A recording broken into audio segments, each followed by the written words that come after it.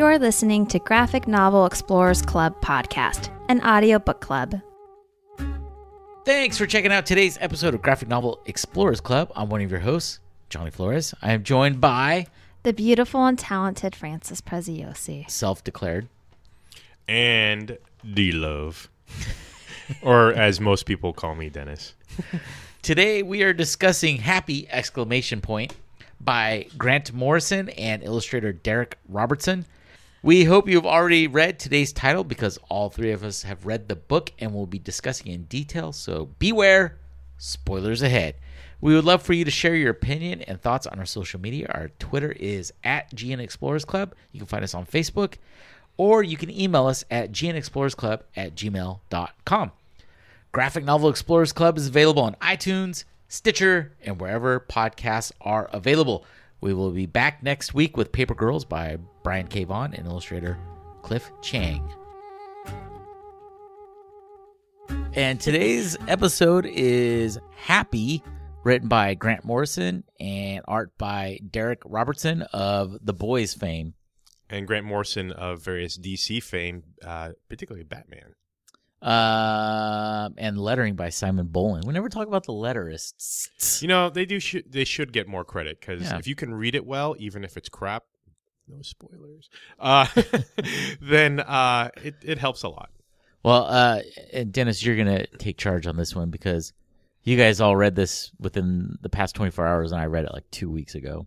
Sure. So anyway, the scene opens, the book opens with apparently it's Christmas time. We're introduced soon to Nick Sax, a rather, I don't know. Disheveled, sloppy gross gentleman. Yeah.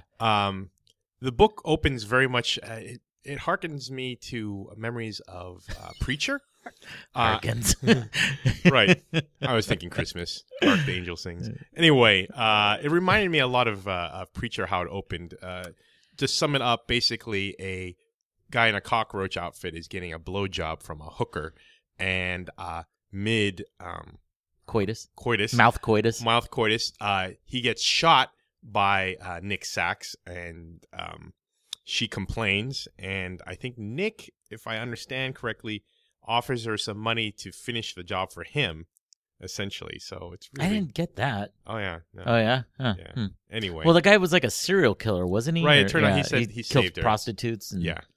And this takes place in New York too. Right. And then wait, hold on. Francis was going to say something. I'm sorry, Francis. And then, well, I don't want to upset anybody. The opening did remind me of Preacher, but it also kind of reminded me of your favorite book, Jinx. Yes. Just like absolutely. There's like two people, like bad guys, and like some shenanigans. Like, it kind of reminded me of Jinx, and I was kind of like, ugh. Yeah, I'll save some of my thoughts for the conclusion, but right. Once again, much like some of those books, I definitely got this overall Quentin Tarantino vibe. We're not part of DC or Marvel, so we can curse a lot. It seemed somewhat unnecessary and over the top. But anyway, then I believe we cut. Francis, remind me again about the plot, but I believe we cut to some assassins who've been hired. So yes. You don't know who they are, though. It just kind of starts mise en scene with these two guys talking about kind of Nick's kind of a badass, or you don't want to mess with him, and they're breaking into his apartment, and when they do, they find two of their cohorts in the mob already tied up.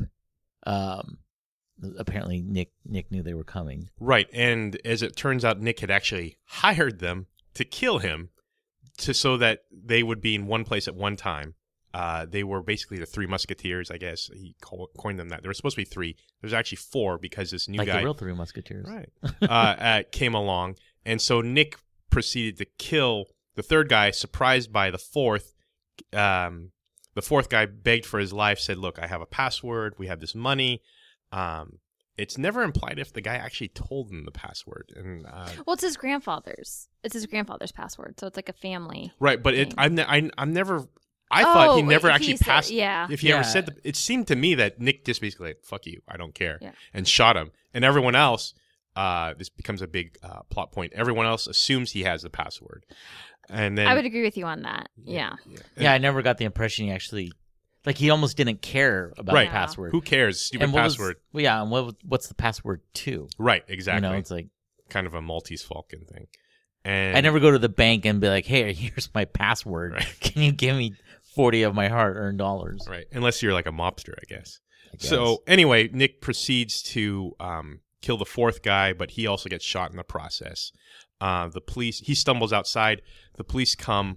Well, as he's walking out of his building, he's like, God damn it, no, not right now. Oh, is that what happened? Yeah, and he starts to have like a Heart chest attack pain. as well. So, yeah. Yeah, So he's he was having- shot too, but then on top of it, he has a heart attack. He has a heart attack, yeah. So then they put him in the police come, they question him shortly, and then they put him into an ambulance to go to the hospital. And there's a female officer. Right, who apparently has a history. What's her name?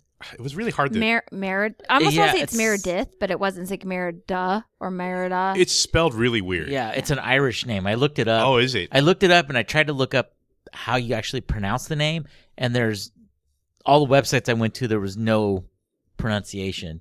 So I don't know how you say the name. It's a weird one. It ends like DH. Meredith. So anyway, it kind of starts off like your typical cop movie, right? She kind of lambasts him for being a washed-up cop and all this And a other loose stuff. cannon. Right, exactly. Anyways, this is where it kind of gets weird. He's in the ambulance, and they're taking him to a hospital, and then suddenly this blue unicorn appears. I think that's an inaccurate description. It's like a jackass Pegasus. A Pegasus. Okay, A donkey. so it has How wings. dare you say a So it has Pegasus is a wings. unicorn? So it has wings, so it's a Pegasus, but it also has a horn. It does, and hooves. Yeah, It does have a horn? Yeah, Oh. yeah, and it talks about, is it Hailey? Yes, Hailey. Hailey. You know, we need to go rescue Hailey. You have no idea what's going on at this point. Yeah, it's completely, I was like, what the fuck? Right. So then it proceeds to go to the hospital. Turns out that the hospital's mob owned. And Nick keeps trying to dismiss this thing that he's seeing. Right. He thinks he's just basically lost some blood or it's something to do with his heart. Yeah, and he feels like he's hallucinating. Mhm. And you don't know if he is or not. Because he'll talk and people are like, who the hell are you talking to? Right. Well, not yet. We're not there yet. I know, but like later on, Yeah. he'll be talking and nobody else can hear or see. So his donkey. former partner, I believe it's implied, meets him at the hospital, tells him, look, we just need the password. Was it Mr. Blue? Yeah. Mr. Blue needs the password. And, just give him what they want. And he's like, I don't know any stinking password or anything like that. That's exactly how he said it. And So I got confused here because the Pegasus is kind of blue. So I was like, what? I was like, I thought like Mr. Blue was like part of the thing he's seeing. that'd be funny. And I was That'd like, be funny. and then I did think very Quentin Tarantino with Mr. Pink. What's that movie? Reservoir Dogs. Yeah, and I was Yeah. like, oh God. Sorry, but please continue. Yeah. And so, yeah, Irish name. We'll just call her Irish name. Right. Yeah, it's trying to get him to come around, just be like, give up the password and stuff. And then the donkey then, Right. the blue donkey, what's the goddamn donkey? Happy. It's Happy. It's the name That's of the right. book. Yeah, it's Happy. Tells him, hey, you got to get out of here. This is a mob Right. hospital, and they're coming to kill you. This is where it gets kind of interesting. So, yeah, so Mr. Blue has contracted with some of his assassins who are... Here's the part. It's kind of stupid. So it's a mob hospital owned by the mob, right? Why do they have to pretend to dress up like nurses and doctors, which these assassins do? Because if it's a mob-controlled hospital and everyone's not going to say anything, you don't have to go... Well, not all the... They don't have just mob... members in there. Okay. Like it's other people in there too. So Okay. they have to keep up the facade. Of it being a normal hospital. Right. So anyway, this assassin is planning on torturing Nick and slicing his pieces into salami slices, etc. And looks pretty delighted to be able to do so. And the Happy's telling Nick. Now, this is where it becomes clear that Happy isn't necessarily just in Nick's imagination, because Happy's reporting to Nick what he's seeing. Look, these guys are coming. Yeah. You need to snap out of it because Nick's been drugged, and so he's kind of woozy, and so he's trying to get Nick to snap out of it. Finally, Nick does snap out of it, He pulls his IV line out. Right. Gets the IV stand and thrusts it through the door and smacks the one of the assassins straight in the face and knocks his teeth out, and proceeds to brutally murder the shit out of everyone. Yeah, and then once again it harkens back to some of our previous books. What was it? What's the one? The super violent one? Luther Strode? Luther Strode and Preacher. And I feel like we're just retreading some ground here. Yeah. And it's just ultra violence and language. And he proceeds to bust out. His partner meets him in the alley. She tells him, look, all you had to do was give the password. But she doesn't stop him. He gets into a car and blazes off. And then I forgot what happened right after this. Oh, here. Well, he winds up staying in a sleazy pay by the night hotel. Oh, wait, no, so the guy, that's right. So the blue thing, he just kept telling him, hey, we need to go get Hailey. We need to get Hailey. He's like, shut up. I'm going home. I'm going to sleep. Because he has no idea who Hailey is. And he's still ignoring the thing like it's part of his imagination. Yeah. Right. So you're right. He goes to sleep in his crappy apartment or some hotel. No. It's like a no-tell, motel kind of rundown place. Somehow he had enough money that he was able to get a room, but he knew that they were chasing after him. Yeah. And then when he wakes up, the blue thing is still there. Yeah. Right. And then he winds up going, I think he needs money. So he goes to No, wait, sorry. So what happens is the blue thing keeps trying to tell him, we need to save Hailey, we need to save Hailey. He's like, you're just a figment of my imagination. He's like, I can prove myself. Right. He's like, okay, let's go. He's like, we're going to go gamble. You're right. Right. Yeah. I'm always right. Don't sound so shocked and surprised. Oh my God, you read the book? When I'm right. I read this. I literally read this in 22 minutes right. at my About desk. 4 hours ago, 5 hours ago. That's why I'm so on it. But yeah, so he's like, I'm going to prove it to you. He's like, great, I need money. Let's go play poker. Right. Oh, that's all. Okay, so this is where Francis reading comes into place, and I just start skimming the pages. So he goes to this poker house. I don't want to take over. I'm sorry. You can No, go for it. Like I said, it's been 2 weeks since I read this thing. So. He kind of knows these people. I don't know how. It's clear that they have a history. Yeah. The main cowboy guy running the poker table looks sleazy, and they have a history together. And Happy's basically helping read the cards of every player. Yeah, at he's the telling table. him this guy has nothing. Hold. But Happy can tell. So what happens is it gets to the last round, and he bets. What's the guy's name? Nick. Thank you. Nick bets everything he has, and all of a sudden Happy disappears, and he's like, so someone checks him, and now Nick doesn't know what to do because he's like, oh my God, where's Happy? And the guys hear him saying who is this? Oh, he even says at one point he's right on your hat. Yeah. Mm-hmm. So all of a sudden Happy shows up, and he's like, the guy has nothing, and he's like, but you need me, and now you know. He's like, now that you need me, you have to help me find Hailey. So Nick runs the round. He gets a lot of money, and the guys try to beat him up or something. Well, they don't actually show that part. It's clear it looks like one of those stereotypical, we're not letting you leave the table with all our money kind of cowboy thing. And you see the aftermath. The cop, his partner, Irish partner, comes, and basically everyone in the room is dead because clearly Nick killed them all because they weren't going to let him leave with all the money. There's a part we forgot to mention at the beginning of the book. There's this scuzzy, gross Santa Claus that comes into play later. You don't realize it at first. It just seems like a throwaway scene. Here, we're getting to that right now. So, after Nick gets out of the poker room, there's this one scene with the cop, the detective Irish name. Is that what we're calling her? We're calling her Irish name. Yeah, she, one of the guys that Nick tried to kill she didn't, and they're trying to find Nick. So it cuts to Nick and Happy, and he's like, I'm more than a figment of your imagination. I'm Hailey's imaginary friend. Right. And you're the only person who can see me, and Hailey's in trouble, and we have to save her. If you don't, Hailey won't become this famous doctor. I'm Hailey's last chance. And, he says, I know there's a hero inside you, Nick. I promised her. Don't worry, I said. Nick's on the way. Then it cuts to that creepy Santa guy that we saw in the alley. He's doing some sort of letter, with tape and hair, almost like an antagonizing letter, he's going to send it to the press or he's like some serial killers will do. And then you see these little girls, in the background, and they're all tied up and there's tape over their mouth. So now you get the sense that Hailey, whoever Hailey is in danger. Right. And it's that creepy Santa Claus, which is ironic because in the beginning, the Santa gives his hat to somebody or something, and it's like, oh, I want that guy, that pervert near any kids. Right. He's the Santa. And then I stopped reading it. I mean, like I read, but I just kept going through until I can talk about the train, but up until the train. So basically, Nick wants to get out of town, and he's still not really listening to Happy. So he decides to flee via train. Happy's like begging him, come on, you gotta,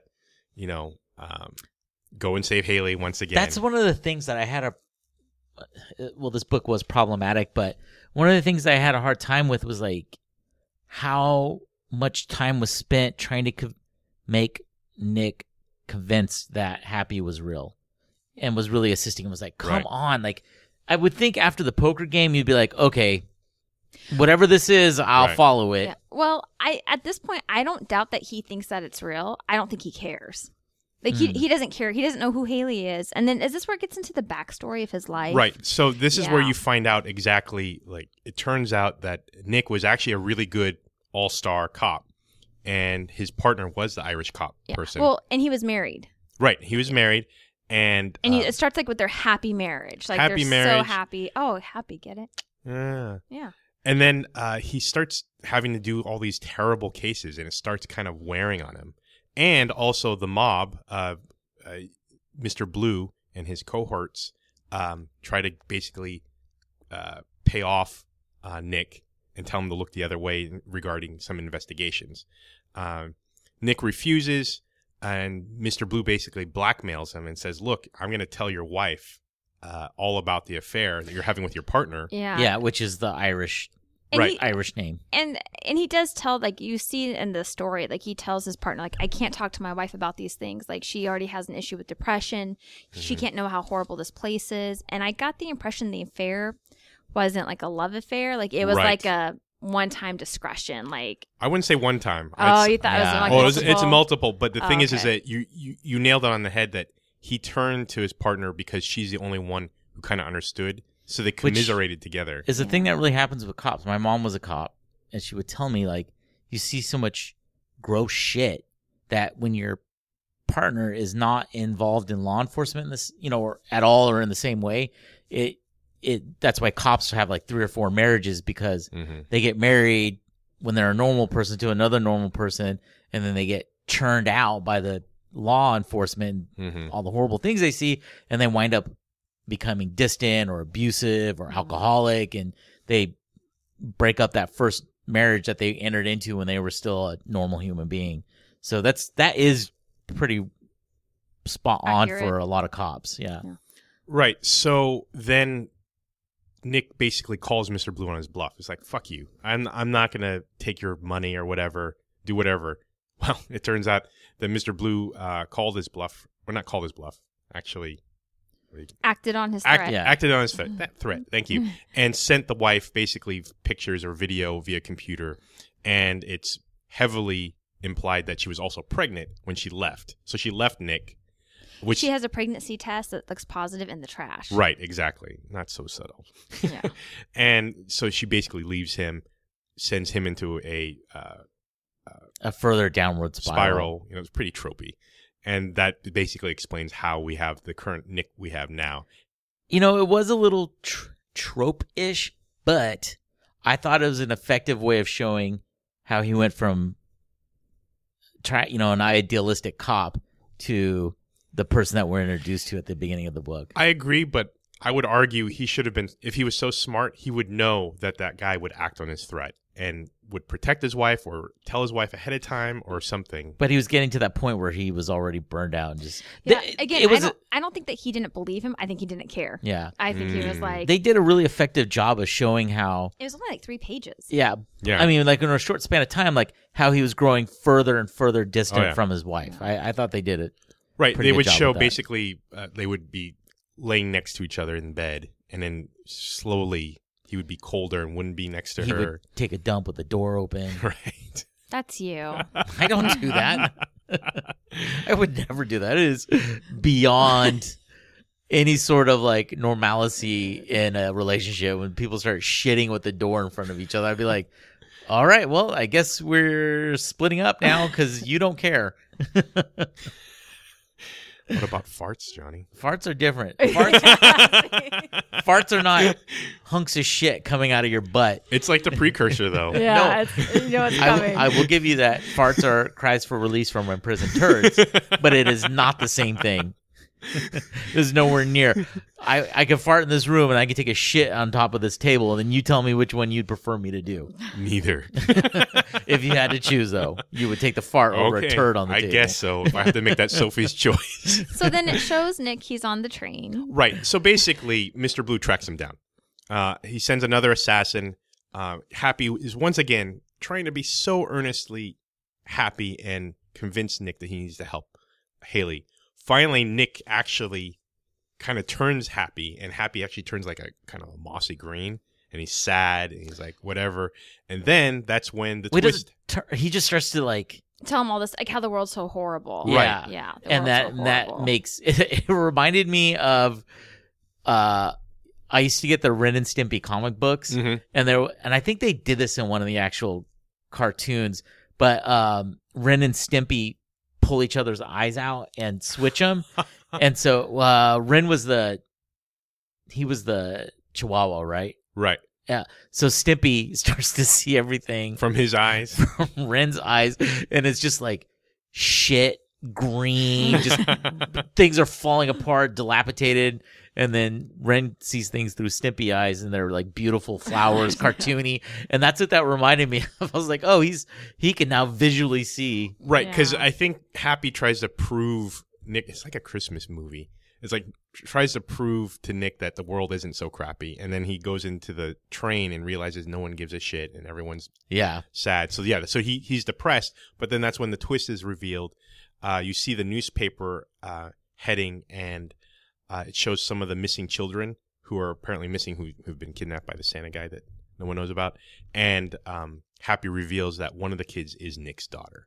Right, and the way he does that is he's like, don't you see, like, because I don't think Happy knew it at first either, but he's like, you're the only one who can see me throughout the book. He's like, you know I'm around. That has to mean something. And he's like, you and Hailey are the ones to believe in me. If Hailey dies, then I die. No one will believe in me.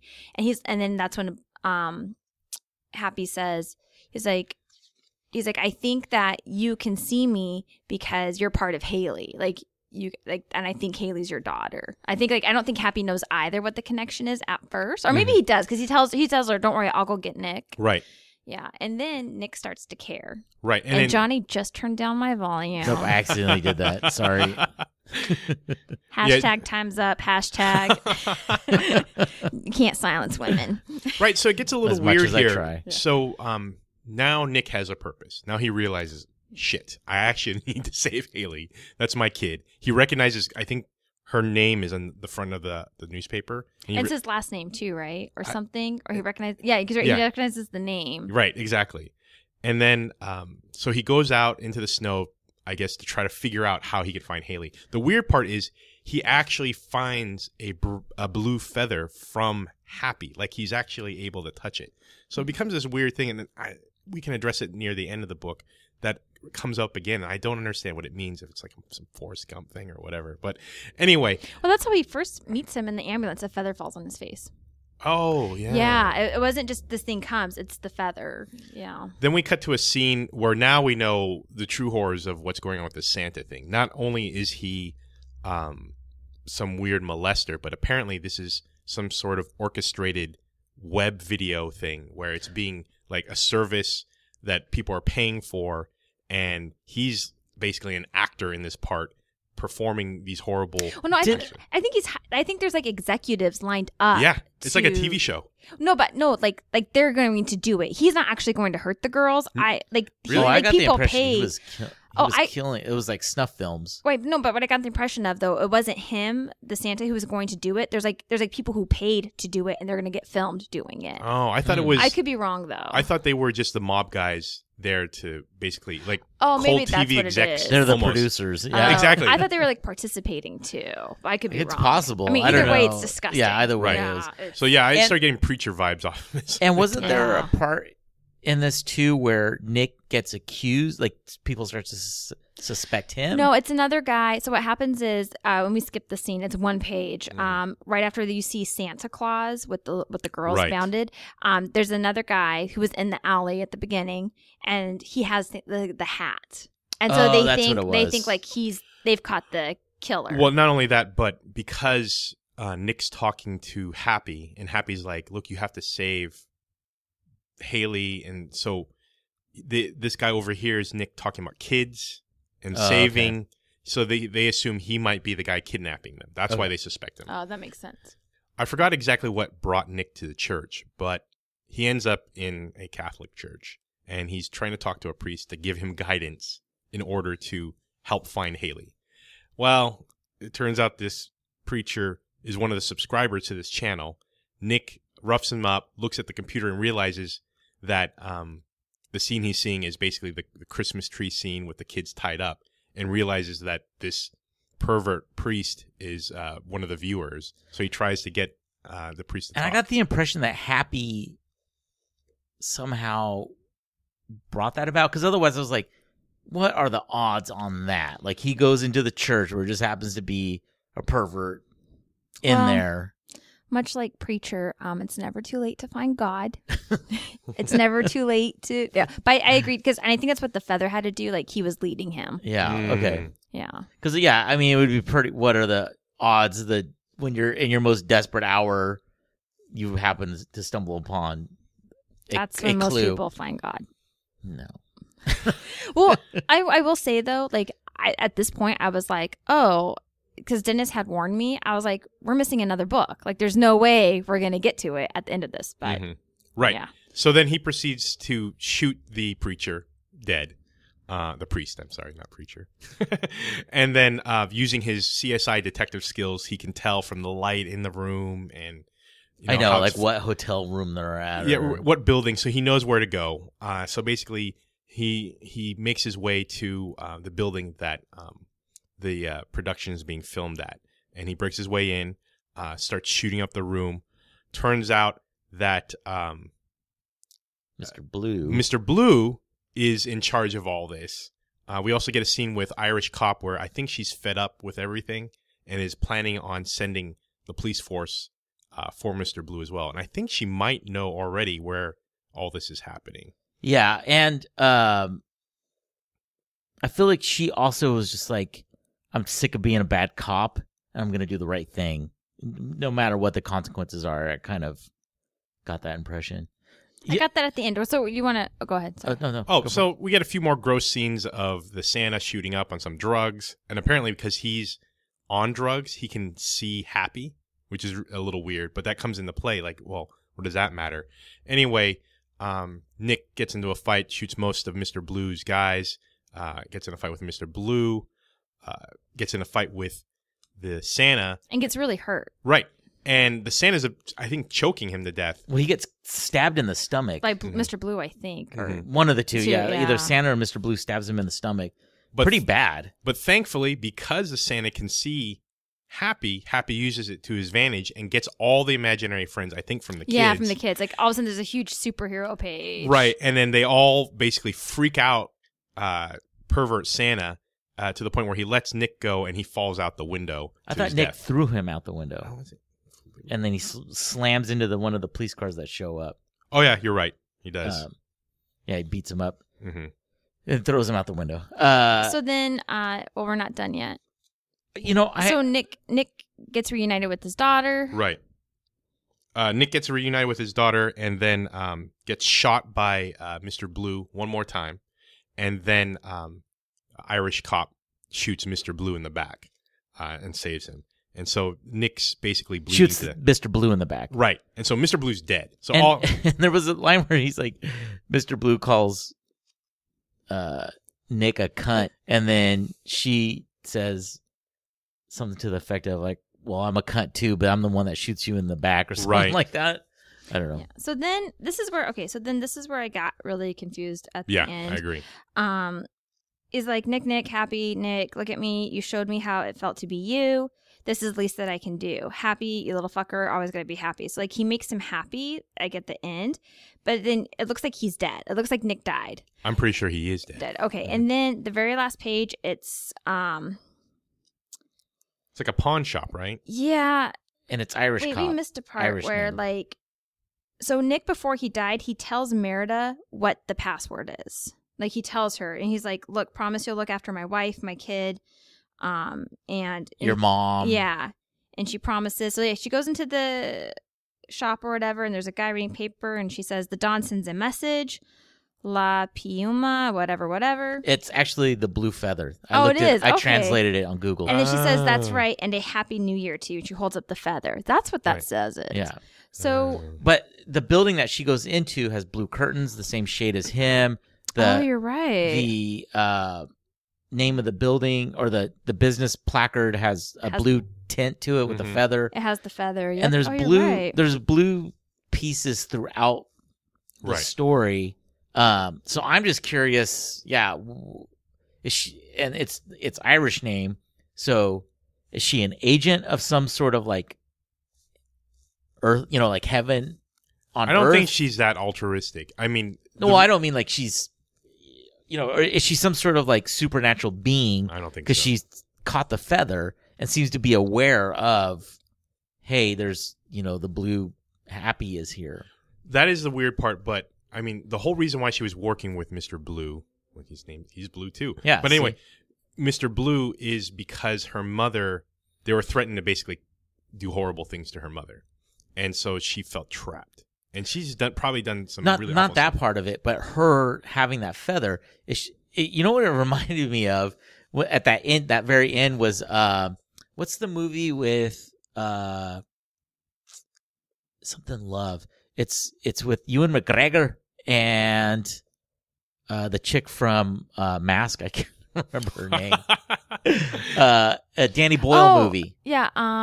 Diaz. Yeah, Cameron Diaz. Diaz. Yeah. And Danny Boyle, where the two angels, That's right. throughout the movie, they're almost antagonizing them because they're trying to get them to fall in love so that they can retain their angelship. But and that's almost kind of what I got the feeling. I was like, okay, well, maybe she was working for Mr. Blue, and her cover story is that her dad, her mom's in the hospital, but maybe she's just really some sort of supernatural being that's there for some purpose that we're not aware of yet because the book ended. Yeah, I didn't get any of that. I kind of get that now that he's saying that, but the end just left me very confused. It is confusing. Yeah. Yeah, and I was like, well, that's stupid. So I think it's a prelude to another book. But this Well- was made in 2012, it looks like. And I would almost argue, I don't trust her. The way she looked, I felt like she Yeah. just basically took the password and was like, I got money now. Oh, maybe. Oh, sorry, that was really. Maybe that's what it was. And she's like, "Look, I won. Like, I have the feather. Yeah. I have the money." So I don't think she ended up helping Nick's kid. I know it's kind of cynical. That's what I mean. I think she's some sort of supernatural being. Maybe could be heaven, could be hell. Yeah, because there's Who all knows? this light with her. Yeah. And so So why don't we start with your impression, Francis? Okay. This is gonna take a minute. So the first 2 pages in, I was like, "This is really stupid." But I was like, well, they've read stupid things for me. So I was like, okay. Then, well, actually, no. I tried to get the book last night, and there's all these issues I had trying to download it. But then I saw like the one of the pages. I was like, nope, I'm not going through all this trouble. I'll Good just for wait. you. Yeah. good for you. But then when Happy came along, I actually got really into the story. I was like, oh, like this is a different angle. It's something we haven't seen before. And I was with it all to the point where it was a kiddie porn.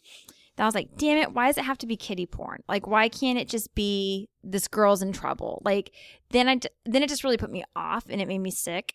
But a few things resonated with me. I think every child had an imaginary friend. I think Johnny still has some. I had never had an imaginary What? friend. Yeah. What about like a stuffed animal that you thought was like real at night, like toys? Like, No. We are getting into Oh. some disturbing territory. I Listeners, know. I'm sorry. you never like. The only thing I ever had as a kid that I thought would, and it wasn't even going to turn real, I thought it would turn into a real toy, was the 66 Batman mobile. It was a shampoo bottle, and the back end of it spun off, and it was shampoo, and I swore. I mean, it was just a solid piece of, you know, I shouldn't say solid. It was, just a container for plastic. or for the shampoo, and I swore for like after the soap was out, this thing's gonna turn into a real toy for me to play with, and it never did. And that's when you lost all faith. And that's when my imagination completely died. No, I never had an imaginary anything. Yeah, I did get a lot of Preacher vibes, and I got a lot of like gratuitous violence that was not necessary. But this was an interesting angle. It was different enough that like it did have me intrigued, and I didn't foresee that this was his daughter. Like I didn't get the connection either. Yeah, I didn't see that plot twist. Yeah, and I thought that was interesting, and it kind of made me sad because Happy's like, if Hailey stops believing in me, like I die, and I was like, oh, I've killed a lot of imaginary friends, right? That's what I thought. I was like, oh, eventually he's gonna die no matter what because she'll grow up and stop believing in him. But what I did like about Happy too is that he is happy because that's what an imaginary friend for a child does. Like when you're in duress or stressed, or you have that happy place to go to, and he really embodied that. And kind of what you guys talked about, the Ren and Stimpy thing, and his outlook versus this other guy's outlook, and how you get there. And we've had a lot of conversations about mental health this season, and there's been debate like, is happiness a choice? Is it, when do you snap out of it? But here, I didn't get that internal dilemma. It's literally like, this is my life. This is how it's led me to here. Happy's life is obviously very different. He has a little girl who loves and admires him and gave him life. But then, when it got to the kiddie porn thing, I was just like, this is the last book I'm going to read that has any kiddie porn. Like, as soon as it gets to that, like, I'm done. I'm just going to be done reading it because I have such limited free time, and I don't want to spend it thinking about that. Yeah, and the other part of that too is it's I don't know, when you're trying to make someone like the worst person possible, it just feels like lazy writing to me. But like, all right, let's just make it kiddie porn. Like, I don't know. That's what I was getting from it. Grant Morrison is an amazing writer. He's also responsible for like All-Star Superman, a lot of good books. But I felt like this was just something he wrote while he was watching TV, and he needed to make a buck. And you're right, it is lazy writing. I felt like some of this stuff has just been retread. I mean, it's some of the arguments against Game of Thrones, like how rapey can you be? Just because, let's make a situation worse for a female character. I know, let's rape her. Yeah. And so it's just like, if we're gonna motivate a character, guess what? We're gonna have kiddie porn. And after Preacher, I was like, I can't believe I read that. I don't want to read something like that ever again. Yeah. And here it's brought again up, and it didn't feel original at all. Yeah, and when we were first learning about him, I thought Hailey was his ex-wife. I didn't realize she was a little girl at first. And I thought that could have been enough. If it was just like, hey, your ex-wife's in danger, because it kind of showed he loved her. He cheated on her, but he loved her. So I thought he'd be willing to go save his ex-wife. And when it took that turn, I was just like... And where is the ex-wife? Like, where was she right. during all this? Yeah. Or like, hey, Nick, our daughter that you didn't know about, I'm sorry to tell you this way, but she's missing. Can you please use your police resources to get her out, or find her? I think the thing that people miss when they make a Quentin Tarantino-esque story is they are violent, but they're dark humor or really funny movies. And I don't know, like there's just nothing in this. Or like Jinx and Fire, none of them were funny. Yeah, there's no comic relief. Or just like a good story. Yeah, it's just the humor in it. Like as gruesome as it is, when Oren Ishii decapitates the mob boss, it's fucking hilarious because blood gushes out in a comical fashion. Yeah, in a comical fashion, and just the whole scene. It's a funny scene. Or the horror of a cop getting his ear cut off in Reservoir Dogs when Michael Madsen is dancing, and then when it cuts away and he's like, is this thing on? When he speaks into his ear, you're like, all right, that was pretty funny. Like it and that's these books don't do that. Too. Like I am a huge hater / fan now of Luther Strode, and the second book was just like so gratuitously gross. But now I'm seeing he made it so over the top because it would never happen, and that's his way to like add humor to the story. Like, everyone's dead in the mall. Let's go find a chainsaw and like cut someone. Like, okay, that's never gonna happen. Like, but or this, we know this does happen. Unfortunately, like this is part of it happens. There's sick people out there. And yeah, I felt like I was just like, God, why did it? Because I was with it. Like it got me in, and then it pulled me out. Yeah. I agree. I really liked the hook, the idea of this super cutesy, out of this world sort of creature interacting with this dark Bruce Willis looking dude. But I just felt like everything was just stuff that was on the cutting room floor. The serial killer at the beginning getting a blowjob from the prostitute, the over the top language, the violence.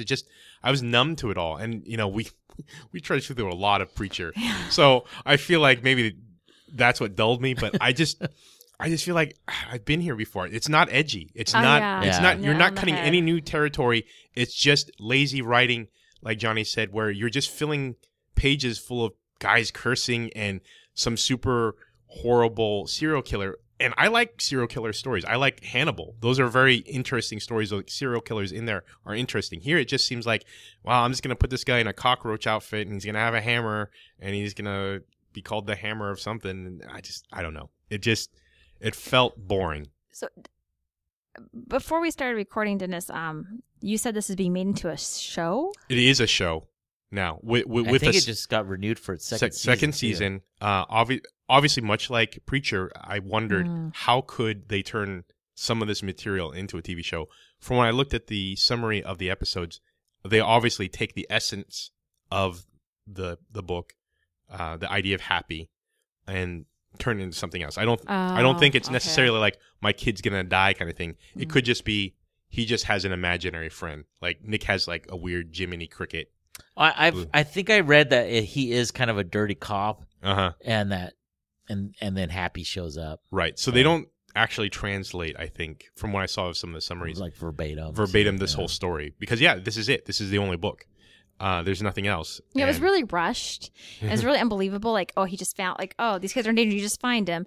I felt like if they, like, would have really delved into the story, almost like, it started reminding me of that Ashley Judd movie, Kiss the Girls, where the women are being abducted, but they're being like held hostage underground by like the sick guy. Oh God, have you ever read any of those James Patterson's books? No. They are as bad as this. Well, no, like I saw the movie, but like it's so drawn out, and the hunt, like they're trying to find them and they can't, and like the girls are slowly getting killed or tortured, and they almost feel like they could have drawn the story out and made it like another series and had a better story and more development, and the ending, I just didn't get it, and I was like, I'm really glad I spent 22 minutes and $0 on this. Yeah, I unfortunately used a gift card to buy this. I feel like it would have been a better story had he been a dirty cop, and then the mob's not involved in it in any way, but there's a girl in danger for whatever reason that it turns out to be his daughter, and he doesn't have to go through all this like all these stupid characters to get to, to rescue the daughter. I don't know. It just doesn't, or maybe he had told the story where you spend more time with the daughter, even though it is a child in danger.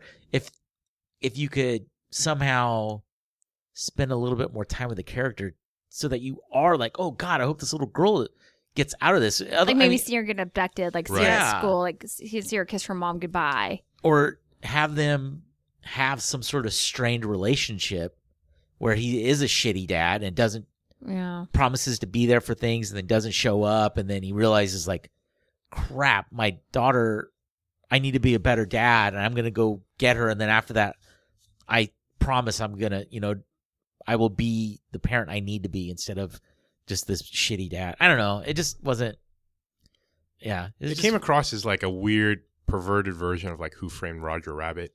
Like when the cop teams up with Roger Rabbit, it's like you get this wacky cartoon character with this hard-boiled cop. Yeah, and it's like, okay, I get it. You're wacky and he's super serious. You don't have to spend like forever and a half trying to convince him. Yeah. Yeah. God, this is like a ripoff of so many movies. Yeah. Like it's just, I think we need to go watch a bunch of movies and just write a comic book. It seems like it. Yeah. Take your favorite. Wait, but that's Quentin Tarantino. He takes the favorite parts of movies and he so, just does it better than everybody else. I wish I could write this bad. So that's what amazed me. I think in conclusion, one, it's kind of shitty work from an author that I respect, and two, someone said, I really like this shitty work from this good author, so I'm going to turn this into a TV show. Yeah. So, obviously, hey, some people would argue that Game of Thrones is better as a TV show than a book. And you take some of the framework that the author lays out. Even I would argue in some cases Stephen King. You take the framework of what they lay out, the general premise, and then you fill it in with much better writing. So someone probably saw this. I think everyone's trying to do what AMC did and find a Walking Dead. Right. It's plus with all the success with Marvel movies and I think people are just it's almost probably like how Seattle was in the 90s when grunge broke. Right. Everyone's just going to all of these comic book writers like, what do you got? What do you got, baby? What do you got? Let me see. Oh, this happy thing? It's out there. It's weird. Right. All right, we'll make it into a TV show. But it got renewed, so there's probably some quality writing. And I'm actually very curious. I may want to watch some of the episodes just to see how they take the premise and actually make it good. We'll see. Or you will see, and then you'll have to let us know. All right, Francis, where can people follow you on the social medias? I'm on Insta at Words in Waffles. You can follow the podcast on Instagram and Twitter at Gina Explorers Club. And Facebook. And Facebook. And the Facebooks. And if you guys want to follow me, I'm on Twitter at Serious Talk Twit. I now know my Instagram because I changed it. Oh, right on. Senior underscore Ewok. And my other podcast is Serious Talk Seriously. You can go listen to that if you want. And thank you for listening. And I guess we'll be back next week with something much, much better, I hope. I hope so, too. Well, let's hope. Thank you for listening to this episode of Graphic Novel Explorers Club. We will be back next week with Paper Girls by Byrne K. Vaughan and illustrator Cliff Chiang. Welcome back to another episode of Graphic Novel Explorers Club. I'm one of your hosts, Johnny Flores, and I'm joined by... Francis Preziosi. And... Super D. No. Damn it. I'm trying to coin that. As Francis would say, nope. All right.